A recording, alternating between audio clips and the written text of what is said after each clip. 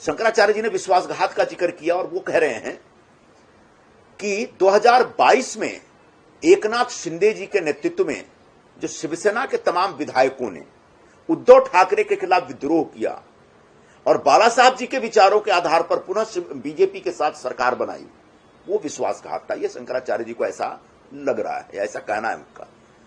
वो भी विश्वासघात नहीं था, वो एक प्रकार की राजनीति थी। लोग अपनी अपनी महत्वाकांक्षा के हिसाब से काम करते हैं। उद्धव ठाकरे ने अपनी महत्वाकांक्षा के हिसाब से काम किया, लेकिन शंकराचार्य पूरे हिंदुओं के धर्मगुरु होते हैं। ऐसे में किसी खास हिंदू को आशीर्वाद देना और किसी दूसरे हिंदू के लिए एक बुरा भाव मन में रखना, मुझे लगता है ये शंकराचार्य के पद को शोभा नहीं देता। और इसलिए मैं उनसे निवेदन करूंगा कि कल उन्होंने जिस प्रकार से कहा कि उनकी पीड़ा तब कम होगी जब उद्धव ठाकरे चीफ मिनिस्टर बनेंगे, मुझे लगता है कि शंकराचार्य के मन में हर हिंदू के लिए पीड़ा होनी चाहिए, हर हिंदू को आशीर्वाद देना चाहिए। मुख्यमंत्री कौन बनेगा महाराष्ट्र का, ये शंकराचार्य नहीं तय कर सकते। ऐसी अपेक्षा कर सकते हैं, इच्छा रख सकते हैं, आशीर्वाद भी दे सकते हैं, लेकिन महाराष्ट्र का मुख्यमंत्री या किसी भी राज्य का मुख्यमंत्री वहां की जनता तय करती है। और ऐसे में पूरे महाराष्ट्र की जनता के ऊपर अपने विचार, अपनी सोच थोपना, मुझे लगता है शंकराचार्य जी के लिए यह गलत फैसला था। उनको राजनीति में नहीं जाना चाहिए, राजनीतिक भाष्य नहीं करना चाहिए। हम शंकराचार्य जी के इस राजनीतिक भूमिका के खिलाफ यहां पर उपस्थित हैं और मैं उनसे आदर करूंगा कि उनके प्रति हमारे मन में जो आदर है, सम्मान है, उस सम्मान की रक्षा करते हुए वे कम से कम इस प्रकार के राजनीतिक कार्यक्रमों में और इस प्रकार के राजनीतिक बयानबाजियों से बचें। इससे उनके मन का, उनके पद का सम्मान रहेगा और पूरे देश में जो हमारे शंकराचार्य की जो एक संस्थान है, जो संस्था है, उस संस्था की पवित्रता बनी रहेगी। ये बुनियादी तौर पर बहुत बड़ा कुतर्क था शंकराचार्य जी का कि हिंदू कभी विश्वासघात नहीं करता।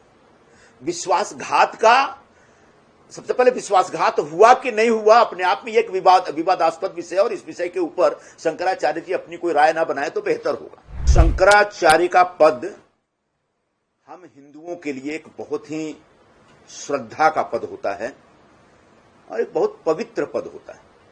शंकराचार्य के प्रति हम तमाम हिंदुओं में एक अगाध श्रद्धा होती है। ऐसे में शंकराचार्य जी को, कोई भी शंकराचार्य हो, वो किसी व्यक्ति विशेष के लिए और पार्टी विशेष के लिए जब इंडोर्समेंट करते हैं तो निश्चित तौर पर वो अपने पद से नीचे उठ जाते हैं। इंडोर्समेंट करने का काम फिल्म स्टारों का होता है, क्रिकेट स्टारों का होता है। शंकराचार्य का पद उससे बहुत बड़ा होता है। कल ज्योतिर्मठ के शंकराचार्य जी, अभी मुक्तेश्वरानंद जी ने जिस तरीके से राजनीतिक भाष्य किया, उस पर हमको ऐतराज है। उन्होंने एक विश्वासघात की बात कही। हिंदू हृदय सम्राट शिवसेना प्रमुख बाला साहब ठाकरे ने हिंदुत्व की एक विचारधारा का प्रचार किया जिसका अनुसरण शिवसेना वर्षों तक करती रही। 2019 में बाला साहब जी के उसी हिंदुत्व की विचारधारा के आधार पर शिवसेना और भारतीय जनता पार्टी ने साथ साथ चुनाव लड़ा, लेकिन उद्धव ठाकरे जी अपनी व्यक्तिगत महत्वाकांक्षा के कारण उस विचार को त्याग करके कांग्रेस और एनसीपी के साथ जाकर सरकार बनाते और मुख्यमंत्री बन जाते हैं। क्या यह विश्वासघात नहीं था? लेकिन मैं इसके आगे बढ़ के बोलूंगा कि वो अपनी महत्वाकांक्षा की वजह से एक राजनीति कर रहे थे, लेकिन बुनियादी तौर पर कहीं न कहीं विचारों के साथ, हिंदुत्व के साथ वो विश्वासघात था। शंकराचार्य जी ने विश्वासघात का जिक्र किया और वो कह रहे हैं कि 2022 में एकनाथ शिंदे जी के नेतृत्व में जो शिवसेना के तमाम विधायकों ने उद्धव ठाकरे के खिलाफ विद्रोह किया और बाला साहब जी के विचारों के आधार पर पुनः बीजेपी के साथ सरकार बनाई, वो विश्वासघात था। ये शंकराचार्य जी को ऐसा लग रहा है, ऐसा कहना है उनका।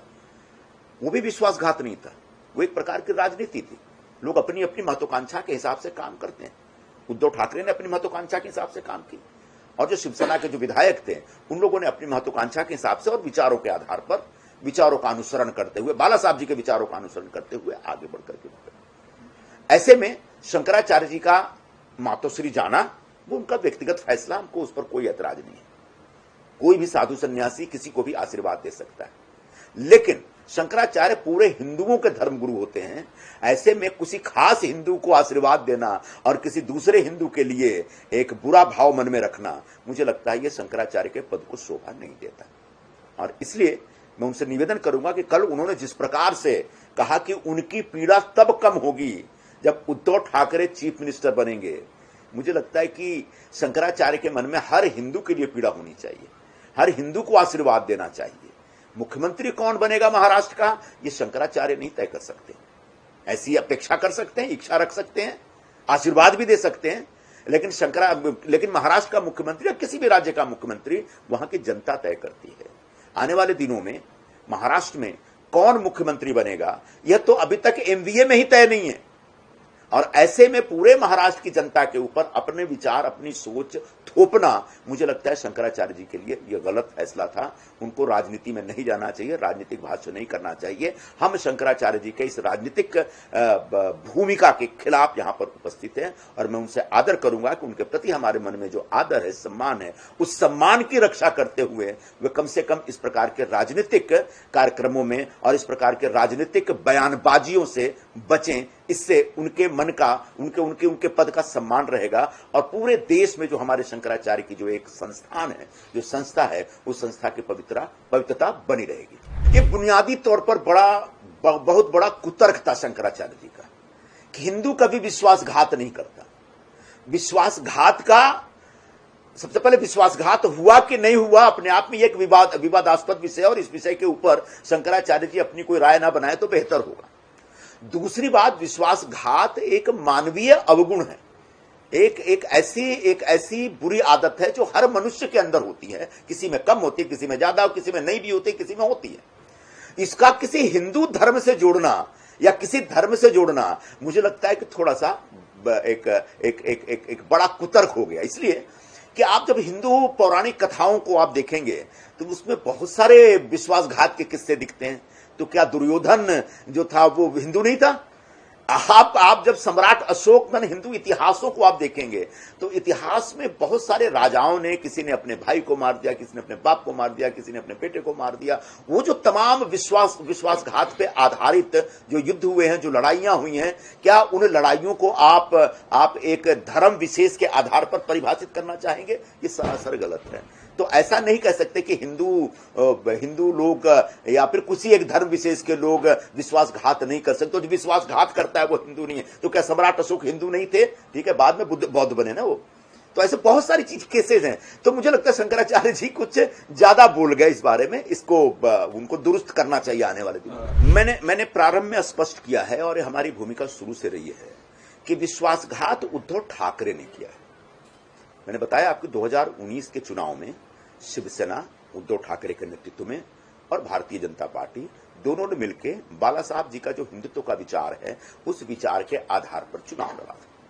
चुनाव जीतने के बाद वो जिस प्रकार से बाला साहब के विचारों को त्यागते हैं और मुख्यमंत्री बनने की लालसा में जिस प्रकार से भारतीय जनता पार्टी से रिश्ता तोड़ते हैं, और जिस प्रकार से उस कांग्रेस के साथ रिश्ता बनाते हैं जिसके खिलाफ पूरी जिंदगी स्वयं बाला साहब ठाकरे हुआ करते थे, वो अपने आप में विश्वासघात था। वो हिंदुत्व की विचारधारा के साथ विश्वासघात था, वो बाला साहब जी के साथ विश्वासघात था, और अपने सहयोगी के साथ विश्वासघात था। हां, अगर 2019 के विधानसभा चुनाव में शिवसेना और भारतीय जनता पार्टी अलग अलग लड़ी होती तो निश्चित तौर पर उद्धव ठाकरे के पास पूरा हक था आगे जाकर के पोस्ट पोल अलायंस करने के बारे में खुद फैसला करने का। लेकिन जब प्री पोल अलायंस होता है तो निश्चित तौर पर इस प्रकार के फैसले लेना जो है वह एक राजनीतिक धोखाधड़ी की श्रेणी में आता है।